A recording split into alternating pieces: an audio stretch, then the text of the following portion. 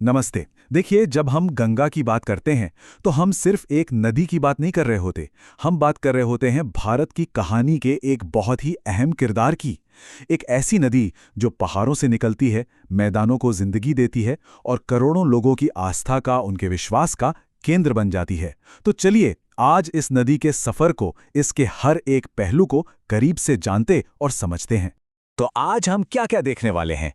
सबसे पहले हम इसका एक परिचय लेंगे, समझेंगे कि इसे भारत की लाइफलाइन क्यों कहते हैं। फिर हम चलेंगे सीधा हिमालय, जहां इसका जन्म होता है। वहां से इसके साथ साथ मैदानों का सफर तय करेंगे और फिर बात करेंगे कि क्यों गंगा सिर्फ एक नदी नहीं बल्कि एक पवित्र मां है। और हाँ, आखिर में हम देखेंगे कि आज के दौर में गंगा किन चुनौतियों से जूझ रही है। तो आइए शुरू करते हैं पहले हिस्से से। समझने की कोशिश करते हैं कि आखिर गंगा को भारत की जीवन रेखा यानी इंडियाज लाइफलाइन कहा क्यों जाता है। गंगा को भारत की सबसे अहम नदी कहना बिल्कुल भी गलत नहीं होगा। सोचिए, एक तरफ तो ये उत्तर भारत के बड़े बड़े मैदानों को सींचती है, उन्हें उपजाऊ बनाती है, और दूसरी तरफ करोड़ों, जी हां, करोड़ों लोगों की रोजी रोटी इसी से चलती है। तो ये एक तरह से आर्थिक लाइफलाइन भी है और साथ ही लोगों के लिए एक पवित्र आस्था का केंद्र भी। तो अब हम सफर करते हैं उस जगह पर जहां से यह पूरी कहानी शुरू होती है। हम जा रहे हैं ऊंचे बर्फीले हिमालय में, जहां गंगा अपने सबसे पाक, सबसे शुद्ध रूप में जन्म लेती है। तो वो जगह कौन सी है? वो है गंगोत्री ग्लेशियर। जी, बर्फ की एक बहुत बड़ी नदी। यही है गंगा का असली स्रोत। यहीं से जब बर्फ पिघलती है तो पानी की पहली बूंदें उस महान सफर पर निकल पड़ती हैं जिसे हम और आप गंगा के नाम से जानते हैं। अच्छा, अब ये समझना बड़ा दिलचस्प है कि गंगा बनती कैसे है। देखिए, गंगोत्री ग्लेशियर से जो धारा निकलती है उसे पहले भागीरथी कहते हैं। फिर आगे चलकर देवप्रयाग नाम की जगह पर यह भागीरथी नदी अलकनंदा नाम की एक और नदी से मिलती है, और बस इसी संगम के बाद से इस मिली हुई धारा को असली नाम मिलता है गंगा।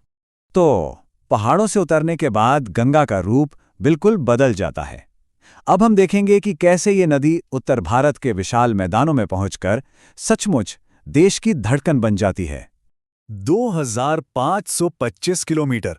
सोचिए, इतनी लंबी है गंगा की कुल यात्रा। ये सिर्फ एक नंबर नहीं है, ये हमें बताता है कि ये नदी कितनी विशाल है, इसका असर कितना बड़ा है। ये कोई छोटी मोटी धारा नहीं, बल्कि एक पूरा का पूरा विशाल रिवर सिस्टम है। और अपने इस लंबे सफर में गंगा भारत के कई बड़े बड़े राज्यों से होकर गुजरती है। उत्तराखंड से तो इसकी शुरुआत होती ही है, फिर ये उत्तर प्रदेश, बिहार और आखिर में पश्चिम बंगाल तक बहती है, और इन सभी जगहों के जीवन पर अपनी एक गहरी छाप छोड़ती है। और हाँ, गंगा ये सफर अकेले तय नहीं करती। रास्ते में यमुना, घाघरा, गंडक, कोसी जैसी कई बड़ी बड़ी नदियां इसमें आकर मिल जाती हैं। और जैसे जैसे ये मिलती जाती हैं, गंगा का आकार और इसका महत्व दोनों ही बढ़ते चले जाते हैं। ये सब मिलकर गंगा को और भी विशाल और शक्तिशाली बना देती हैं। तो इस सब का मतलब क्या है? मतलब ये कि गंगा का मैदान, जिसे गैंजेटिक प्लेन कहते हैं, वो भारत का सबसे बड़ा और सबसे उपजाऊ इलाका है। यही वजह है कि इसे देश का एग्रीकल्चरल हार्टलैंड यानी कि खेती किसानी का दिल माना जाता है। हम कह सकते हैं कि ये नदी सचमुच पूरे देश का पेट भरती है। चलिए अब जरा नदी के भूगोल से आगे बढ़ते हैं और इसके स्पिरिचुअल साइड को समझते हैं, इसके आध्यात्मिक महत्व को। आखिर ऐसा क्या है कि करोड़ों लोगों के लिए गंगा सिर्फ पानी का एक बहाव नहीं बल्कि एक पवित्र मां है। हिंदू धर्म में इसे मां का दर्जा दिया गया है। ये एक लाइन गंगा के पूरे महत्व को बता देती है। उसे सिर्फ एक नदी नहीं बल्कि एक देवी, एक पालने वाली मां के रूप में पूजा जाता है। वो आस्था और विश्वास का सबसे बड़ा प्रतीक है। और ये आस्था हमें कई रूपों में दिखाई देती है। लोगों का विश्वास है कि गंगा में एक डुबकी लगाने से सारे पाप धुल जाते हैं।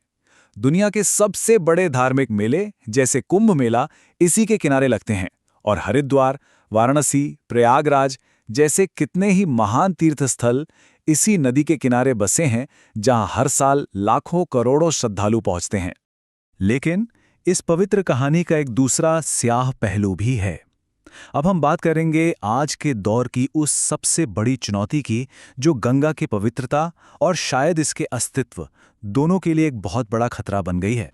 और ये जो विरोधाभास है वो यहाँ साफ दिखाई देता है। आप विडंबना देखिए, एक तरफ तो गंगा जीवन देने वाली है, मैदानों को हरा भरा करती है, करोड़ों लोगों को रोजगार देती है, और वहीं दूसरी तरफ आज वही गंगा फैक्ट्रियों के कचरे और शहरों के गंदे नालों से बुरी तरह प्रदूषित हो चुकी है। यही इसकी आज की कड़वी सच्चाई है। तो इस बड़ी समस्या से निपटने के लिए एक बड़ा कदम भी उठाया गया है। भारत सरकार ने नमामि गंगे नाम से एक मिशन शुरू किया है। इस मिशन का एक ही मकसद है, गंगा नदी को साफ करना, उसे एक नई जिंदगी देना, ताकि उसकी खोई हुई पवित्रता और निर्मलता वापस लौट सके। तो आखिर में एक बहुत बड़ा सवाल हमारे सामने खड़ा होता है कि क्या सरकार के नमामि गंगे जैसे प्रयासों से ये पवित्र नदी अपना वही पुराना गौरव, अपनी वही शान वापस पा सकेगी? इसका जवाब शायद सिर्फ सरकारी योजनाओं में नहीं है, बल्कि हम सबके, जी हां, हम सबके मिले जुले प्रयासों में छिपा है।